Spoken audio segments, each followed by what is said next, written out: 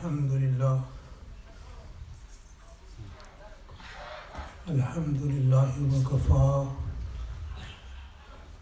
وسلام على عباده الذين اصطفى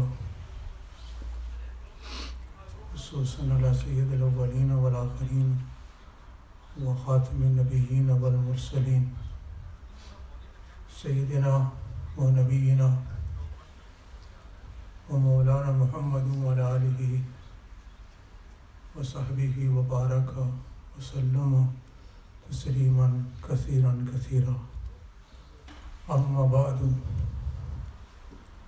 قال النبي صلى الله عليه وسلم: إن هذه القلوب تستأو كما يستأو الحديد إذا أصابه الماء. قيل: يا رسول الله وما جلاؤها؟ قال: كثرة ذكر الموت وتلاوة القرآن. صدق رسوله النبي الكريم، ونحن على ذلك لمن شاهدين وشاكرين، والحمد لله رب العالمين. سبحانك لا علم لنا إلا ما علمتنا إنك أنت العليم الحكيم. رب اشرح لي صدري ويسر لي أمري واحلل عقدة من لساني يفقهوا قولي. يا ربي صل وسلم دائما أبدا على حبيبك خير الخلق كلهم. Respected elders, friends, brothers, and my honorable brothers and sisters.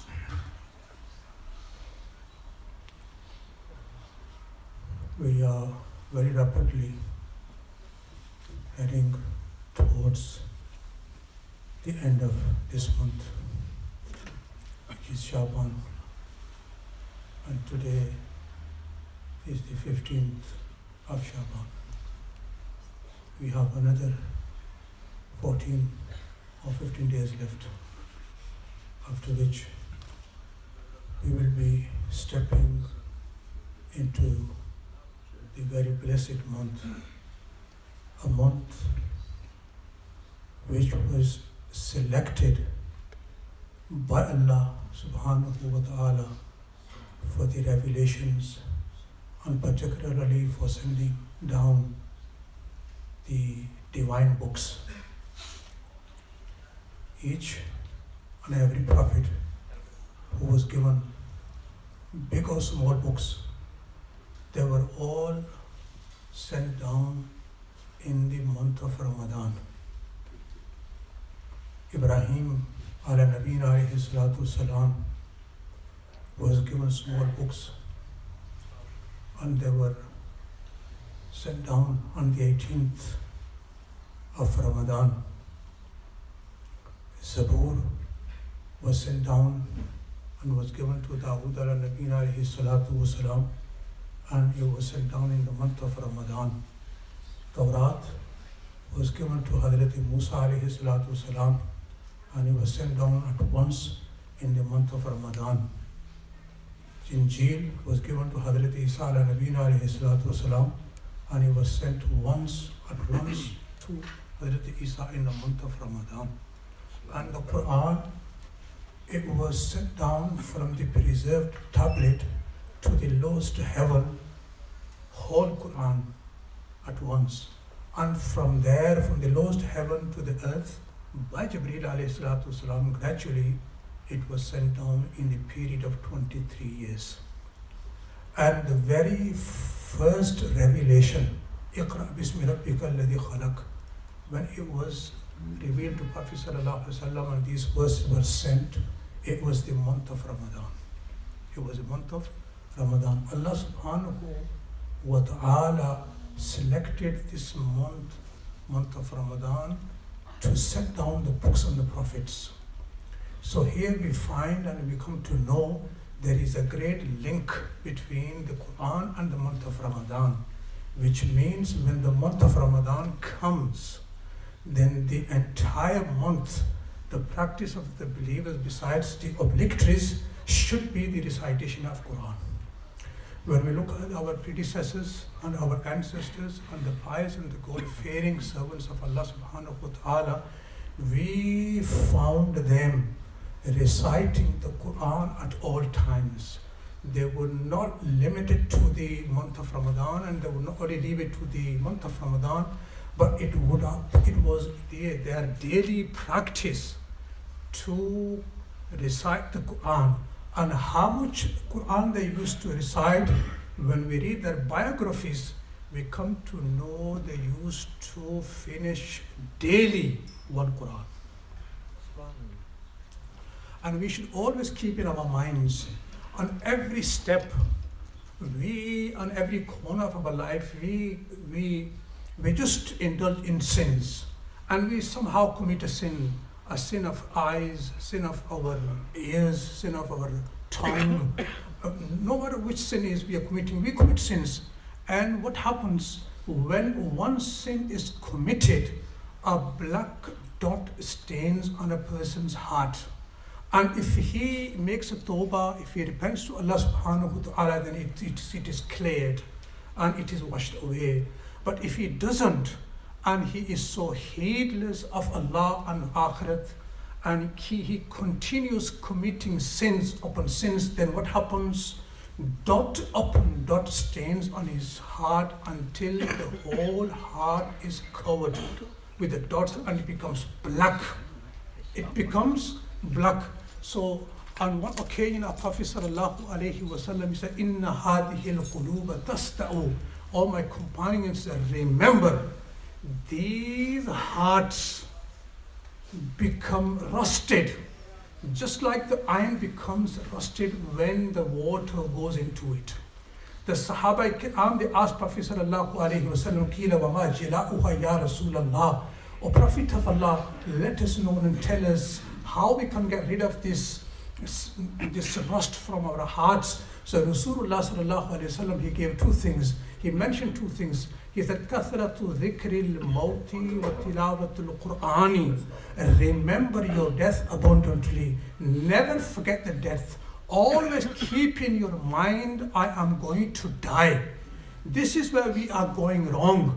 We perform janazah of so many Muslims, and we are there, we even go and bury our Muslim brother. We are standing on the graves, and yet we do not take any lesson of that. And we just carry on with our lives routinely, and we think he has gone. No, I'm not going to go yet because I am fit, I am well. And this is the whispering of a shaitan. This is the thought which occurred in our mind, and shaitan is deceiving us. He wants us not to make tawbah to Allah subhanahu wa ta'ala. When a believer comes to this fact that I am going to die, then what happens? He turns to Allah, he repents to Allah subhanahu wa ta'ala, and then he tries his best to please Allah subhanahu wa ta'ala. But what happens? We are just there. I am well, I am fit, I'm not going to die yet. He died because he had a heart attack. He died because he has a stroke. He died because he had a cancer. I am well and fit. My respected brothers and sisters, do not fall into this deception of shaitan. He wants to keep us away from Allah subhanahu wa ta'ala. Remember the death and then turn to Allah subhanahu wa ta'ala. And the second thing which Prophet sallallahu alaihi wasallam recommended was tilawatul Quran. You keep on reciting the Quran. These are the words of Allah subhanahu wa ta'ala, came directly from Allah subhanahu wa ta'ala. Whosoever will recite the Quran, Allah Almighty will remove the rust of his hearts, and Allah subhanahu wa ta'ala will cleanse his heart through the recitation of Quran. When we look at our pious and when we look at the God-fearing people, we find them reciting the Quran at all times. It was their mashwara and it was their routine to recite the Quran.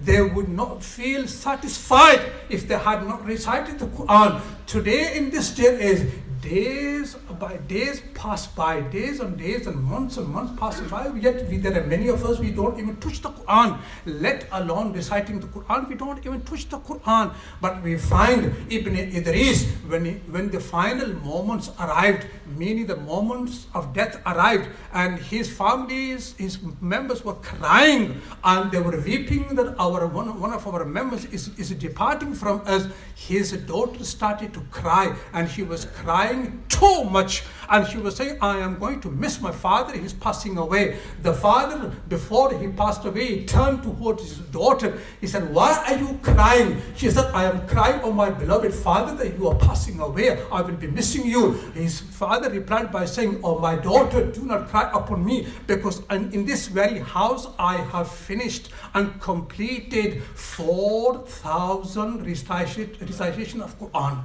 4,000 times I completed the Quran in this room. So why are you crying? Why are you weeping at me? Do you think Allah subhanahu wa ta'ala will let go of this recitation of Quran waste? Allah subhanahu wa ta'ala will not reward upon me. Allah will not look after me. No. Allah subhanahu wa ta'ala, He gave me the tawfiq to recite the Quran. I recited the Quran 4,000 times in this room. Allah subhanahu wa ta'ala will definitely forgive me. There was the Ustad of Imam Bukhari rahmatullahi.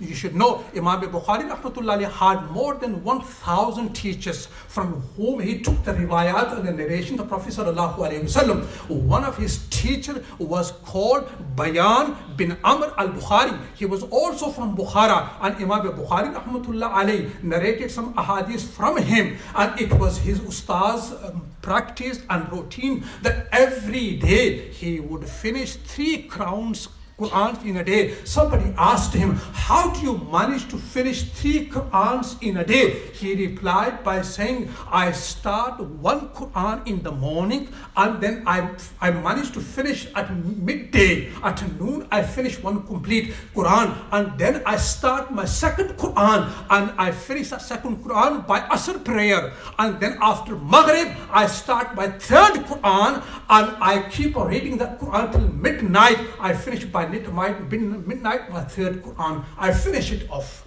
These were the personalities. Allah subhanahu wa ta'ala made it, the recitation of Quran, very easy for them. And this is the promise of Allah. Allah Almighty has clearly declared in the Quran, وَالَّذِينَ جَاهَدُوا فِينَا لَنَهْدِيَنَّهُمْ سُبُلَنَا وَإِنَّ اللَّهَ لَمَعَ الْمُحْسِنِينَ. Allah is saying those who strive in our way, those who struggle in our way, Allah is saying definitely we make it easy for them. If you make a niyyah that I am going to finish Quran every day, or in month of Ramadan is coming, I will be finished in 24 hours 1 Quran, and you make a dua to Allah subhanahu wa ta'ala, oh Allah, my intention is Ramadan is coming, Ramadan is just around the corner this year, oh Allah, though in the previous year I couldn't read much Quran, but oh Allah, my intention is, oh Allah, and it is your promise that you have asked us, you have commanded us that we make a dua to you, and this is your promise that we make a dua, you accept our dua. Oh Allah, I'm going to take a step, and I want to